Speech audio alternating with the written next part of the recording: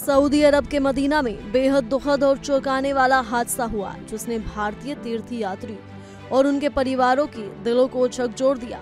जानकारी के मुताबिक उम्रा करने गए भारतीय श्रद्धालुओं को लेकर जा रही बस दुर्घटनाग्रस्त हो गई, जिसमें 42 भारतीय यात्री अपनी जान गंवा बैठे। इस हादसे में केवल एक व्यक्ति जिंदा बच पाया। जेद्दा स्थित भारतीय मिशन ने इस घटना की पुष्टि की है और बचाव कार्यों में लगी सऊदी टीम की तारीफ भी की।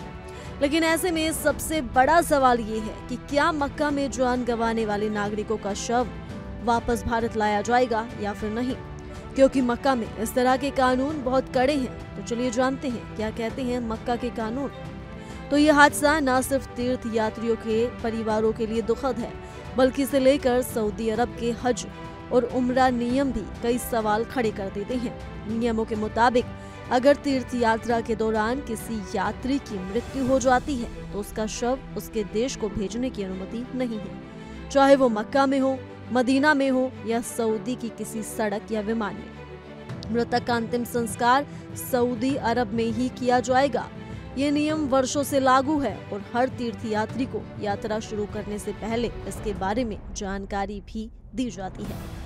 सऊदी हज कानून ये स्पष्ट करता है कि हज और उम्रा केवल धार्मिक यात्रा है, न कि किसी बीमा आधारित सुविधा। इसलिए तीर्थ यात्रा के दौरान किसी की मौत होने पर सऊदी सरकार की ओर से कोई मुआवजा नहीं मिलता। हाँ, अगर किसी ने भारत में निजी बीमा कराया हो, उसकी पॉलिसी इस तरह की स्थिति को कवर करती हो, तो सहायता उसी बीमा और देश के माध्यम से मिल सकती है। लेकिन ये मदद सीधे सऊदी प्रशासन से नहीं आती। हज या उम्रा यात्रा शुरू करने से पहले हर यात्री एक डिक्लेरेशन फॉर्म पर हस्ताक्षर करता है। इस फॉर्म में साफ लिखा होता है कि यदि यात्रा के दौरान किसी की मृत्यु हो जाए तो मृतक का शव सऊदी अरब में ही दफन किया जाएगा। इस फॉर्म के कारण बाद में परिवार की किसी भी आपत्ति को कानूनी मान्यता नहीं मिलती। सालाना हजारों तीर्थयात्री इस प्रकार की यात्रा पर निकलते हैं और दुर्भाग्यवश कई की जान चली जाती है।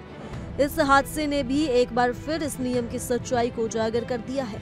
मुस्लिम धर्म में मक्का और मदीना को अत्यंत पवित्र माना जाता है। इन पवित्र स्थलों की मिट्टी में दफन होना अपने आप में एक सम्मान और सौभाग्य की बात मानी जाती है। इसलिए कई तीर्थयात्री यही ख्वाहिश रखते हैं कि अगर मृत्यु यात्रा के दौरान आए तो उनकी आत्मा को शांति मिले। सऊदी अरब में कब्रों पर किसी तरह की पट्टी या मार्किंग नहीं लगाई जाती, लेकिन कब्रिस्तान के रजिस्टर में मृतक का नाम और कब्र का नंबर दर्ज रहता है। इस नंबर के जरिए परिवार बाद में वहां पहुंचकर पहचान कर सकता है। ये नियम और व्यवस्था इस तथ्य को स्पष्ट करती है कि हज और उम्रा केवल यात्रा नहीं है, बल्कि श्रद्धा, आध्यात्मिक अनुभव और आत्मिक शांति का अनूठा माध्यम है। इस हादसे ने यह भी याद दिला दिया कि तीर्थ यात्रा की तैयारी सिर्फ शारीरिक या यात्रा की योजना तक सीमित नहीं होती। सुरक्षा, नियमों की जानकारी और मानसिक भी उतनी ही जरूरी है। खैर, इस दुखद घटना ने भारतीय तीर्थयात्री और उनके परिवारों के लिए गहरा शोक पैदा कर दिया है।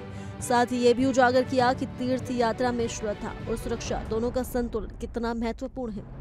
सऊदी अरब के इस नियम के पीछे गहरी धार्मिक मान्यता है, लेकिन हादसे के दर्द ने इसे और अधिक संवेदनशील और गंभीर बना दिया है। सऊदी अरब के इस नियम को लेकर आप क्या कहना चाहेंगे? आप हमें कमेंट कर जरूर बताएं और इसी के साथ जुड़े रहिए इंडिया डेली के डिजिटल प्लेटफॉर्म के साथ।